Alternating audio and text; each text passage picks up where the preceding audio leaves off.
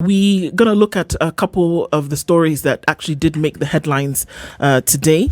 Before he does that, the storm that we see around the MPs is still an issue that we need to look at. And we're asking a very simple question: that why is everybody, CT, so angry? Why is everybody so angry? My goodness, I'm spoiled for choices. Life is hard. And every day the citizenry wake up, it is harder. People lose jobs, workplaces closing down, businesses downsizing, some shutting down altogether. It isn't a pretty picture. It's not a pretty picture at all.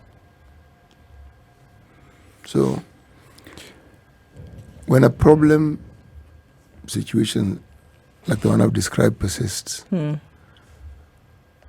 the people have a choice as to the emotions that they would like to embrace: despondency, despair, and sometimes it grows into anger because you feel that the matters around you have overtaken you and there's nothing you can do about it.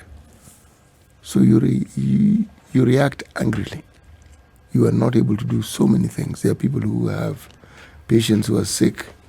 They have a problem. You had a job, you now don't have a job, so which means you don't have money. You can't meet basic needs for your family. The things that you thought you could do with ease, you cannot do. You have every reason to be angry. Every.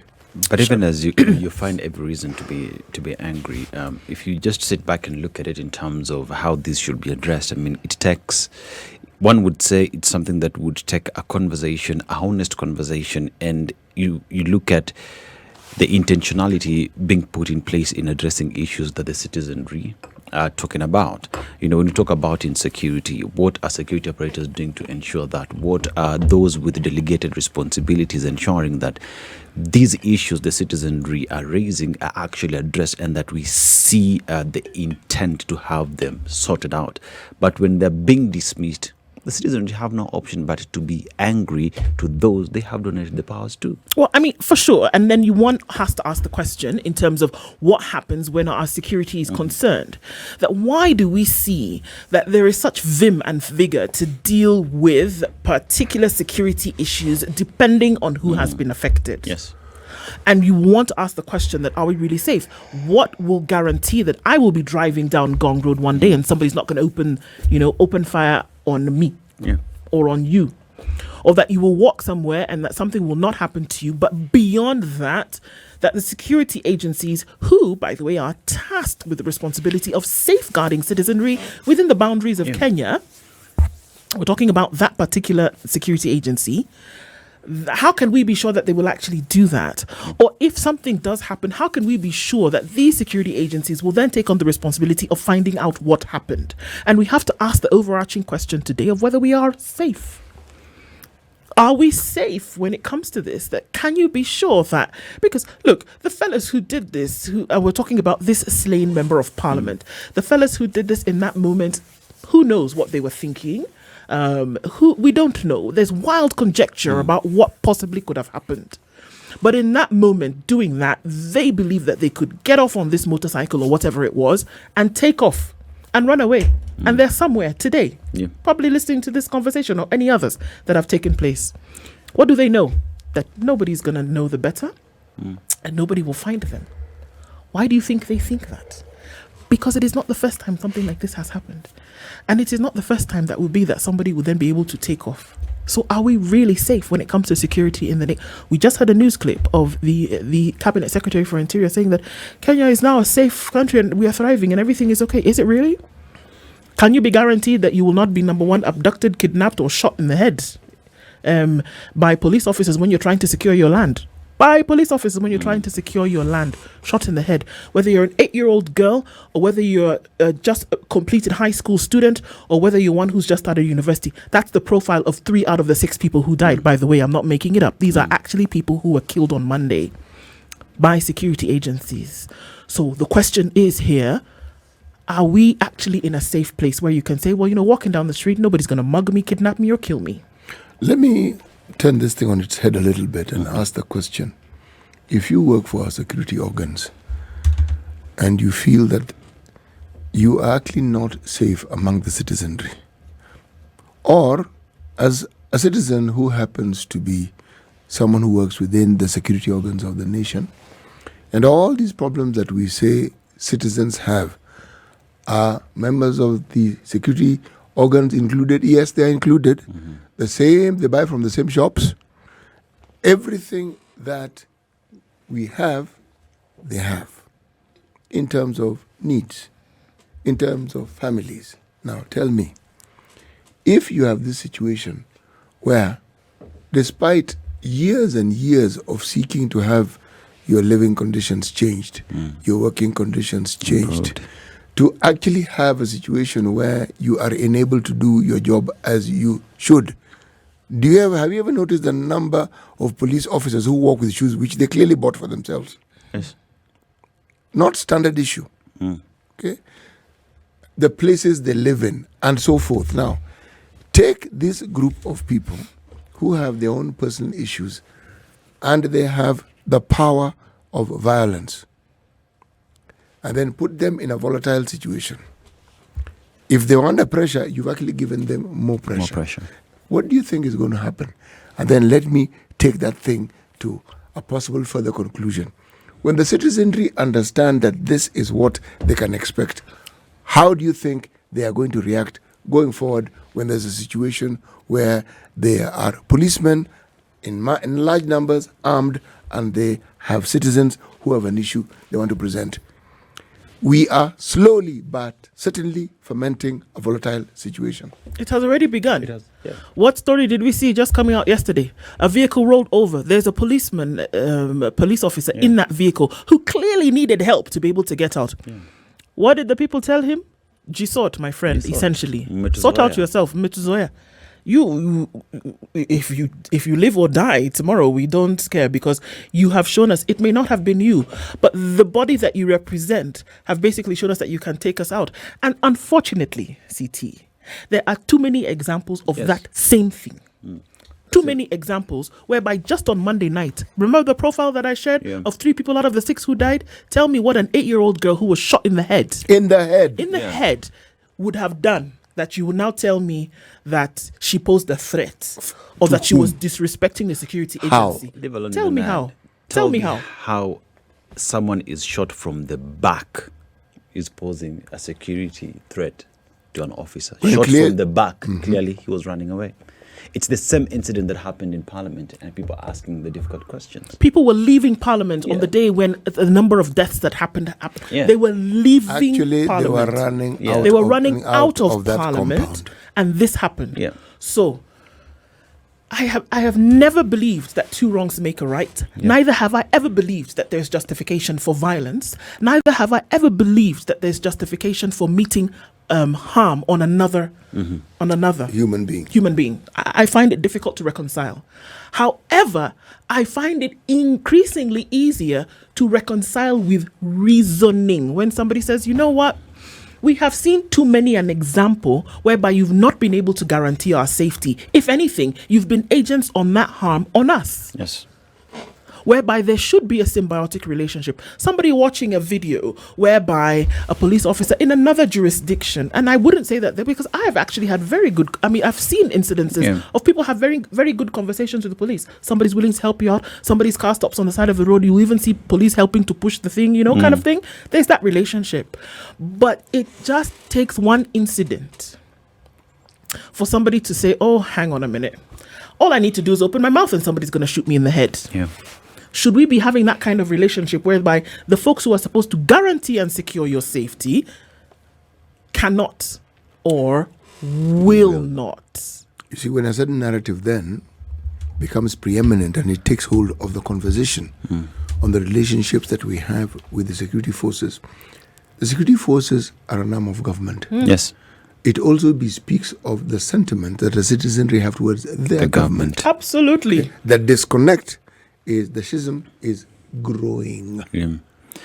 You see, CT, when you talk about security officers in this country and the government that is, remember this is a group of individuals who are minority in the country. Understand what I mean? And here's a question where, as citizenry complain and ask, are we safe and secure in this country under the minority?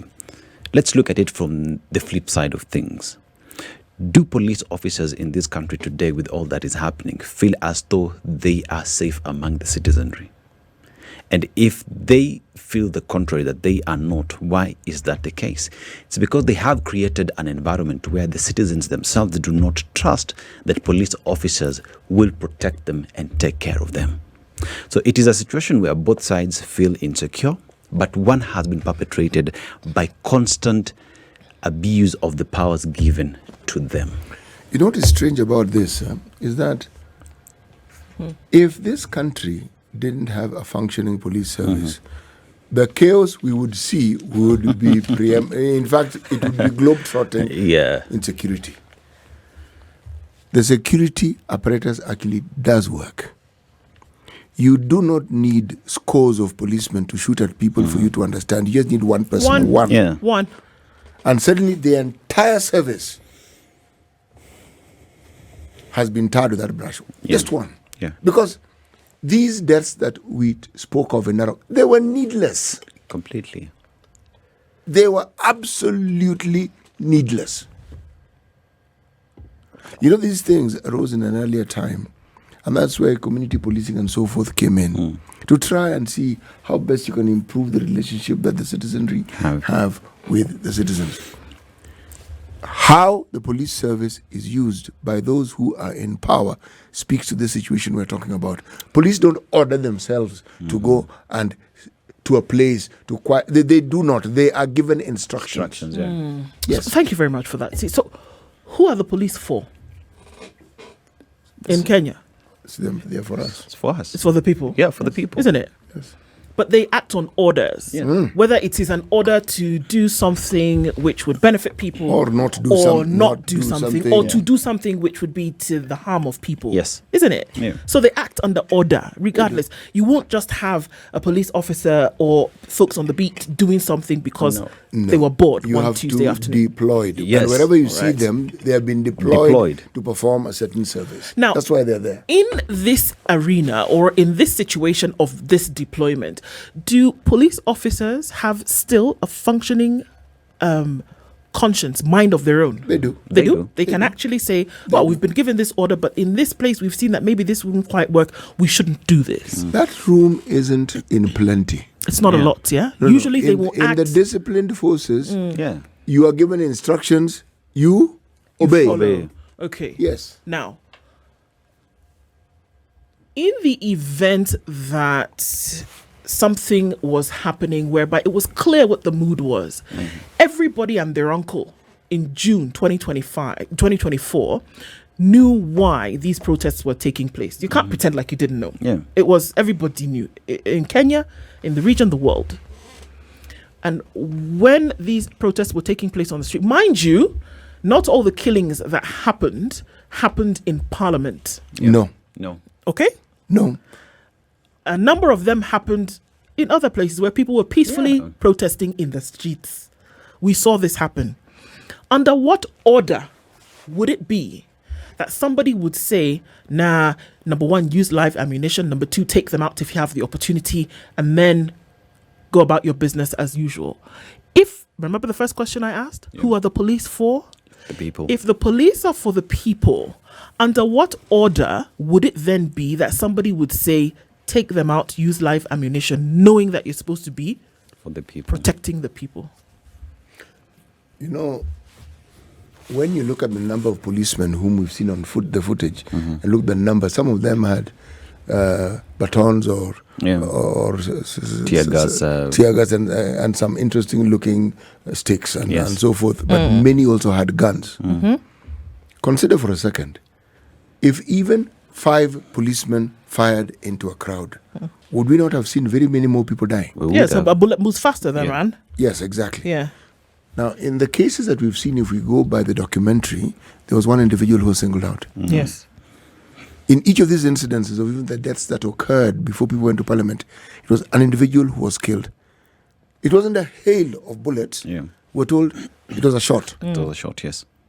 Now, who put that person in that place? I recall during those demonstrations on the expressway, witnessing, because the traffic slowed down to observe, there was a police officer in these ninja garments that they wear, okay, positioned on top of the aiming at the crowd. Yeah. Okay? So the question I ask is, and this one I need because I need to understand it. What is the logic behind shooting into a crowd that is demonstrating peacefully? What is that logic? From a vantage point. Yes. Essentially, you are targeting, you want to see who it is you want to shoot. Yeah. Why do these people need to be not shot at? Shot. Why? Okay, let's say shot at. Why? What's this logic? The demonstrations for the bulk of that period were very peaceful. Yes, they were. They were. They were peaceful and then they were not. And when they were not, it was clear that those who had begun demonstrating were not the ones who were breaking into shops, looting. Because, man, days we saw people just walking about, going about Dancing, their business. So now, so if you want to connect Yes. CT, if we want to ask the question about whether people are actually safe, and this is something that we want you to help us to answer later, because, let's just have this conversation, all of us, and let's be very, very open and honest about this. That if you're asking the question about whether you feel safe in the hands of the very agencies that are supposed to make you feel safe, if you feel that you are, we want to hear and see how that actually does open up. Now, in the event, CT, that something were to happen, then many would ask the question, okay, let's say that 1, 2, 3 police officers took shots at Kenyans and people were killed. If truly that this service is for the people, the very first thing you would have done was to ask questions about who shot, under what circumstances did they shoot, and let's sit down and have a conversation. Yes. Remember George Floyd? Yes. After his death, it didn't take 24 hours for there to be an identification of which police officer was the one who was sat on his neck. It didn't take 24 hours for them to find out who he was, where he had been stationed, who his grandmother was, and what was the name of their pet cat when he was growing up. They knew everything in a very short period of time because they wanted to. They realized that here we cannot play around with this thing, and somebody has to pay. Is it the same Kenyans who saw, look man, we saw the pictures. Is it the same Kenyans for whom we saw blood, guts and brains on the street? That you will now come and tell them that within 24 hours you've already set up another investigation into what happened to someone who passed away on a Tuesday night, on a Wednesday night, but it's been a year and you've not asked questions about who killed Kenyans on the streets. It's been 3 days after Monday night when 6 people died at the hands of police and nobody has told us who shot these Kenyans. We've been told people were transferred. Do you, honestly, with my full chest and full open questioning, do you really expect Kenyans? Do you really expect Kenyans to be comfortable with that situation and say, yes, we are safe? Do you? This is not about feeling remorse for somebody who's passed. No. It's difficult for any Kenyan right now to tell you that they feel safe under the leadership and the police in this country at the moment. Because it's 365 days, man. There is no response. We only see response from IPOA after that documentary saying apparently we've recorded 60 deaths, 22 have been confirmed, files have been opened. But do we need all these years? Because basic, from my layman understanding of all this, police were deployed. They were deployed with their weapons. We know how many bullets they were given. All those things are recorded down. By the time they are coming back to the stations, they returned their guns. They returned them with the number of bullets that were inside. Have we taken record of why did you release this bullet? What were the circumstances? Have we taken those bullets through ballistics? Have we taken bullets from Kenyans who were shot for us to say, we are doing ABCD, these are the rifles, these are the police officers, and this is the report? Because as City says, police and DCI do investigations, reports are there, but implementation of this report remains what? Silent. But when it comes to someone who's considered to be a prominent individual in the country, who have been donated powers by the citizens of this republic. They are killed. We see what is done. Committees are formed, and even the president addresses himself to say, let investigations be launched immediately and let's arrive at the root cause of the same. But the same president in June said what? Those were treasonous individuals who are out there to disrupt the peace of the country. Connect the two, please. I said, leave June. Let's say June 2024 was far, Abi. It's far. It's been a year. Okay. Monday in Transara, Narok. Innocent people were killed because they were defending the land upon which they've grown up and lived on. And even the people who were killed, we will say that they were the aggressors in any way, shape or form. Monday. Have you heard beyond the IG of police Kanja and the DCI boss Amin sitting in a baraza on Tuesday morning? Did you hear that they said they've identified the police officer and now we are bringing him to court? Beyond Senator Aaron Chariot saying that you must bring these people to book. Beyond that, have you heard that somebody was arrested? Have you heard that somebody was asked questions about what they did? All they did was they took them and then they moved them. It's like cards. Yeah. Do you know what? You know when they shuffle cards in a deck? You know you don't get new cards? Yes. It's the same cards that you're shuffling that deck and you're playing your hand with the same cards. What am I saying? You take the same cop who blew the head off of an 8-year-old girl and you take them somewhere else. They're taking that and they're transferring. You're not transferring the cop. You're transferring the bad manners. Yeah. Let me add a little salt to this particular brew.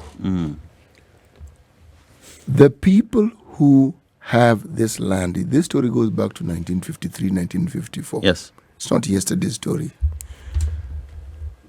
The ownership of that land was titled. There are stories about the issues of titles, the cancellation of titles, and occupation of that land. As I said, they are stories. If indeed those titles were revoked, if indeed, then the National Land Commission has to be brought into the spotlight, because in the absence of the issue of that title and the ownership being a matter of concern, there would have been no need for confrontation, and no one needed to have been shot at, no one would need to have died, and that whole slew of very high-ranking officials would not have needed to go to Transara to say whatever it is they did. And the CS for Interior would not be saying the things he is saying now. If that man could just keep quiet sometimes. The things, what on earth? We have a serious situation, and there are very many moving parts. Title deeds. City, title deeds. And even the residents themselves say there is a court order that has stopped further demarcation of that land. Yet we have government agencies and surveyors going to survey that land and further demarcate that land against what? The court orders. And they are there with police officers who are supposed to enforce the court order. So what are we dealing with? What are we dealing with? A government that does not respect the law, I'm sorry to say. Because surveyors are from the government. It's the government who deployed them. The police officers are not there to enforce the court order, but to disrespect the court order. You know, a situation that in and of itself appears to be something that a conversation would resolve. But when you start looking at the details, as I said, there are so many moving parts. And you have to ask, surely, what on earth is going on here? What on earth? Assurances that you've transferred the officers so that you'll be enabled to actually have what? An investigation without interference. Okay, let me just ask the question. What exactly are we investigating? We do not know who did the shooting. We do. If we know the people who died, we do not know who actually did the shooting. The number of officers who went there are known. By name. Yes. By number. Everything about them is known. These are the people who are sent here. Against City, we know the rifles and the number of bullets they took. Those things are logged. Yes, they are. And you know who did. Yes. So, you know the person. There is nothing This is the beauty of being a layman. You can prescribe anything you want. Yeah. And if you're found to be wrong, you say, me, I'm a layman. I don't really I don't understand it. I was speaking from my limited knowledge. It is a thorny issue that has to be handled very delicately. Mm-hmm. Very, very delicately. This isn't the time for some of those things that political individuals like saying. And you even ask, why on earth must they speak? Yeah. I do think that it is time to have a serious conversation, and there needs to be serious awareness about what the situation really is in terms of how Kenyans do feel, number one, about the security agencies placed with the responsibility to take care of them, and amongst them and between them and the political elite. Yes. You may sit here and think that everything is all rainbows and bunnies, but believe me, it is not. And if you don't start having those conversations now, like CT has said, and like you said also, Dennis, if you don't start having those conversations, you'll get to a point whereby nobody's listening to anybody. And by the time people are making those sentiments on social media known, believe them, they are not bored. They are saying what they actually feel. Yeah. We'll hear from you. Do you think you're safe? Are we safe? Is a question in the hands of those who are supposed to keep you safe. Many are already having, and that we can continue to ask ourselves the question, whereby we can ask the question and say, are we safe? And our answer would be yes or no. We then need to look towards, so then what ought to be done about it? And we see that from the courts, something is being kind of, you would get an idea that maybe something is done to point us in some kind of solution-oriented direction. Yeah, and the court recently made a ruling, a decision that during protests that police officers, the United Nations Model Protocol for Law Enforcement Officials emphasizes that officers managing peaceful protests must be clearly identifiable to uphold transparency and accountability. We are signatories to UN charters, and this is what they say. One begs to ask the question, during the June 25th protest in this country, we saw police officers not only clad in civilian attire, but they were masked. They were using vehicles that were not marked during the protests, which goes against the protocols and even what is written here. The reason why the court today is making decisions around that, because there is a feeling that the police might be taking advantage of being in civilian uniform to wreak havoc on the citizenry. We do have plainclothes policemen. We've always had them. And if you look at the data gathering apparatus within the police service, they're plainclothes. Yeah. But even then, DCI officers tend to be plainclothed. We have plainclothes officers, that is something that is just a simple fact, and we've had them for as long as possible. But during a protest, the court is saying that during a protest, police officers must be in uniform. You can't have non-uniformed officers during a protest because of this thing that we are seeing. And that it's very easy for somebody to say, well, the person was not in uniform, so we don't know who they are. Okay, why don't we look at the details of what exactly the court is saying? Okay. What they're saying on that subject?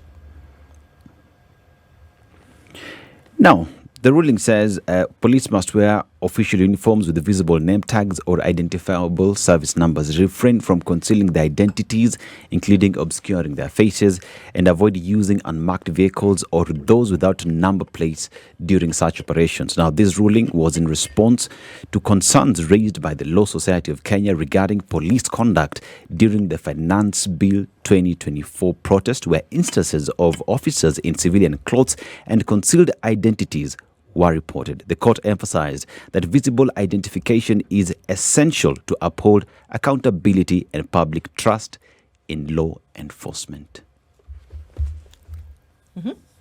So they are saying that if police are to be deployed in a situation where there's demonstration, they must all be clothed in uniform. Right. It won't happen. Because remember, Rex Masai, who was shot, and if you look at the footage and the images that we received, he was shot by a uniformed police officer. Not uniformed, civilian police officer. Well, then, do we know whether there's a police officer or not? You see, this is a problem. Yes. We don't know. Yes. Number one. Number two, protests around the world have always occurred. And when you see footage of people protesting, you will find, again, clothed policemen in uniform, intermingling, reacting. Yes. part of whatever it is that is going on. But is that to say that they do not have police officers in civilian clothes? Police officers who are gathering data, many of them will not be in police uniform. Sasa tunasema msiende kwa protest. That's what the court is saying. And I'm trying to tell you that won't happen. Now the court can scream until its face is yellow. You see, it's because in other jurisdictions, fine, you'd find a police officer who's actually in civilian attire, but the vest they are wearing is actually written police. I am trying to tell you this. What we are doing is not something that is of our invention. When you wish to get information from the public and you are in the security services, you don't always announce your presence by being seen in uniform. That is the process. Among the people who are also protesting, there were very many people in our security service also protesting with the citizenry. Yes, they were. It's part of what they do. Yes, so now we are saying, according to the court, should you choose to involve yourself in any activity that will meet violence upon somebody else, we can then arrest you. Because in that moment, you did not identify yourself as a security agent or officer, and because you were not wearing uniform or name tag. So if you perform those activities and people then identify you as the one who did, we will not hold you then as a police officer who was discharging your duty. We will arrest you. All right. And deal with you like Dennis, Ndu or Charles. Did the court quote relevant statutes that support this within our constitution? I don't know if they quoted, but I'm asking. It's Dennis who's on the dock now. I'm not. I'm reading reports. Continue, City. I will give you that just report. Keep looking for it. The reason why I'm asking this is because somebody is going to come up and say the requirements of those of us who are in the police service, even according to our constitution, is as follows. I don't know what this follows is, but believe me, there'll be a counter to it to justify what it is that the court is saying they should not do. It is for this reason that people have appeals. And you see what you're saying, CT? It is for this reason that the trust deficit is getting deeper and deeper. Because if somebody says this will not happen, or that the likelihood of this order being followed to a T is dropping tremendously, then one has to ask. Remember what you said about these police, they don't do anything. The police, not these police. The police don't do anything outside of orders. No, they don't. So somebody is asking, it's not just the guy who heads your garrison in the army or the guy who heads your service station who may be giving the order, that how much further up is this order coming? And that's what people want to ask, that even the court would pronounce itself on something, because what they're trying to do is safeguard the citizenry here.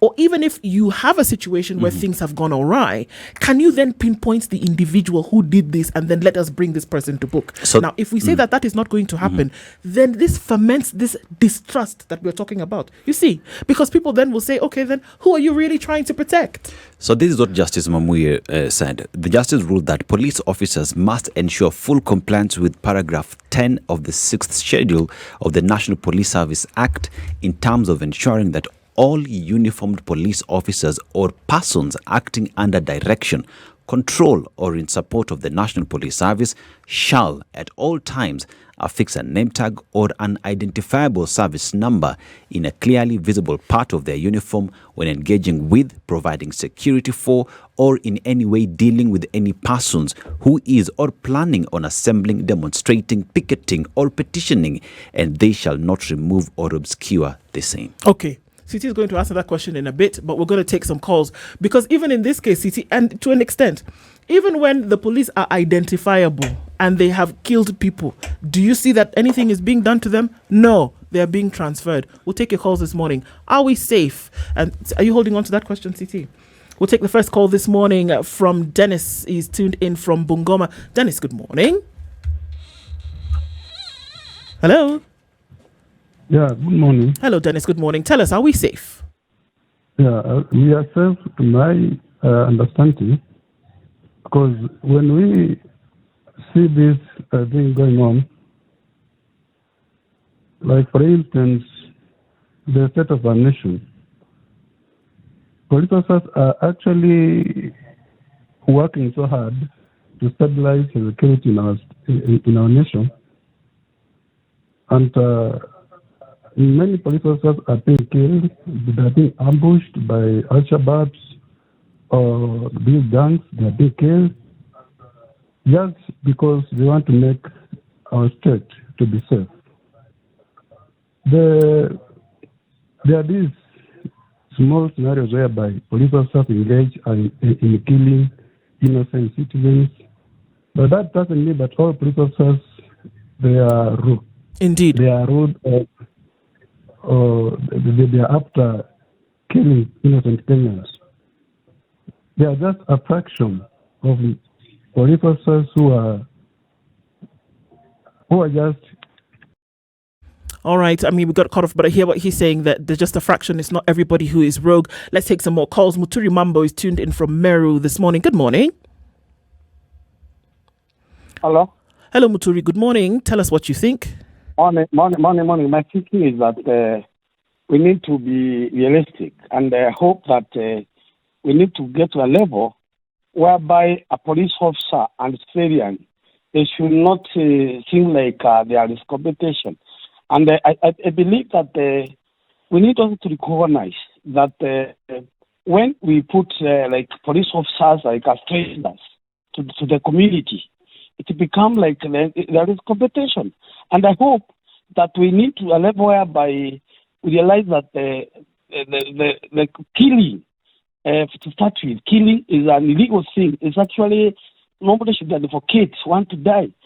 And the only way we can save our country is agree that the democracy is, and the way we carry our democracy, we need to do it with a lot of respect also.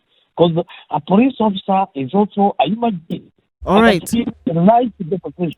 Thank you very much for your thoughts, Mambo. Let's hear from some others this morning. David in Malaba, good morning. Hello, David. Good morning. All right. Let's hear from Rose. Rose is in Nakuru this morning. Rose, good morning. Good morning, Spices. How are you? Very well, Rose. If you could turn down the volume on your radio, then we can hear you a little bit better. All right, go ahead. Tell us what your thoughts on whether we are safe. Yes, we are safe. Yes, go ahead, yes, Rose. We are safe. We are safe. We are safe, because that is the question you have asked. Yes, we are safe. And one of the things that we really need to look at is to look at the police force as a big organization, which is divided in many parts of the country. And we must appreciate that not all our officers are rogue officers. We have so many who are good. We have so many who are disciplined. We have so many who are very human. And we also need to know that the police officers are human beings. They need not to be confronted. When we confront them, they have a right also to take care of their lives.